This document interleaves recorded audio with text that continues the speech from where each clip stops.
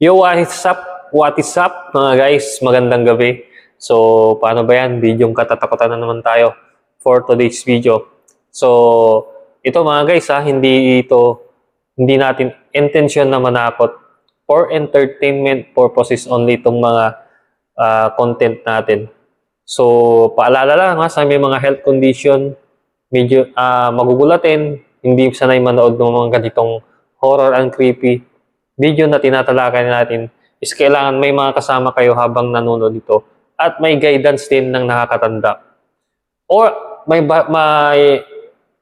ipapayo ko, magbanyo na kayo habang hindi pa kayo nanonood ng ating video na to. So, i-credit ko nga pala si Sir Andy the Explorer sa kanyang re-edit video na yan, nire-reaction video natin sa ating content. So, at i-subscribe nyo na rin siya mga guys. So, paano ba yan? Isa na natin to. Huwag na nating patagalin. Let's go. Isang paranormal investigator Sinumpang bahay. sa isang bahay Nakakatakot. na matagal nang tinatawag ng mga tao bilang isang cursed house. Sinumpang bahay. Nakakatakot. At puno ng mga hindi maipaliwanag na pangyayari. Kinikilabutan ako. Sa simula, inakala niya nga mga kakaibang aktibidad. Tumatas yung balahibo ko rin sa ulo. Sa buhok ko sa ano. Ngunit habang nagpapatuloy ang Ulo. kanyang investigasyon, hindi niyang napagtanto na Tumatas yung balahibo ko mga guys. Oh. na pinagmumulan ng lahat. Hey. May mga boses na bigla na lamang naririnig kahit walang tao na nagsasalita. Ito mga guys uploader nito, YouTube uploader si Tim Morsov. Parang Russian. Russian. Or European. So, abandonadong bahay na sinumpa pa. Ang ibig sabihin ng sinumpa is may curse. Ay, English pala yung curse. Ang ibig sabihin niyan is parang may evil entity or may nag-curse sa bahay na yan. Parang inano siya. Sinumpa. May mga ingay na walang malinaw na pinagmumulan. At higit sa lahat, may mga bagay na tila ginagalaw ng isang puwersang hindi nakikita ng mata. Evil entity yung ganyan, Sa gabi sinumpa. yun, sinubukan niyang tuklasin kung ano talaga ang naroroon sa loob ng isinumpang bahay.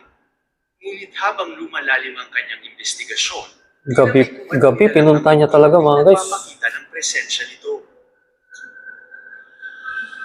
IP camera gamit niya.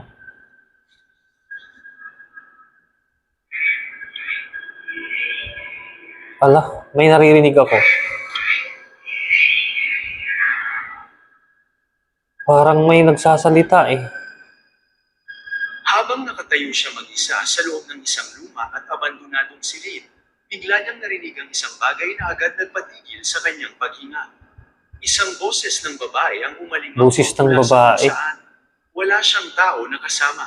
Walang nakikitang pinagmumulan ng boses. Ngunit malinaw niyang narinig ang isang babaeng tila bumubulong mula sa dilim. Parang may boses na kakaiba. Demonic na boses ng babae.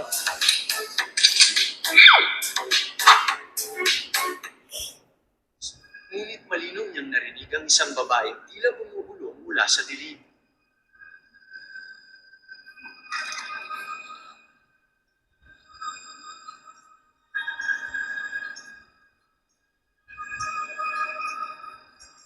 Natakot.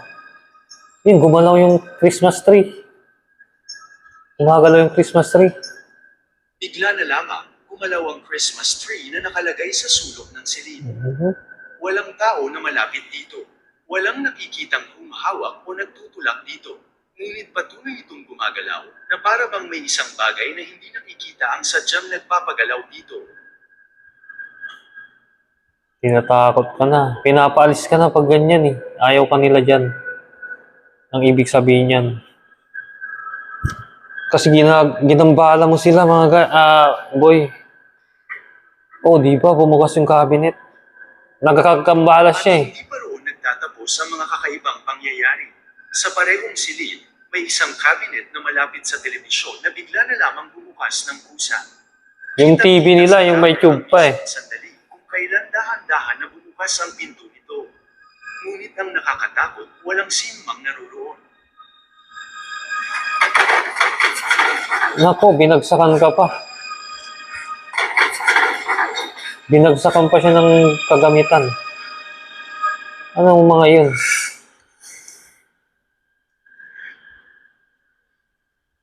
Nang pumasok siya sa susunod na silid at muling naiwan mag-isa, biglang may malakas na ingay na sumabog mula sa paligid.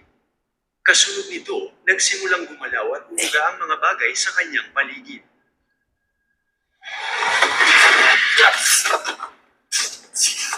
Nakakatakot. Ano? May kamay?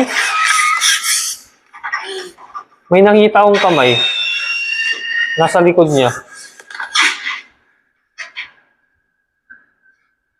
I-slow mo yan. May kamay mga guys. Ang nakakatakot na pangyayari ay nang biglang sumalakay ang isang hindi nakikitang puwersa.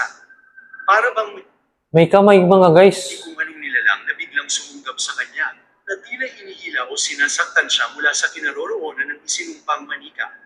Sa ilang segundo, pilit niyang kumawala at tumakbo palayo, habang halos hindi siya makapaniwala sa nangyayari.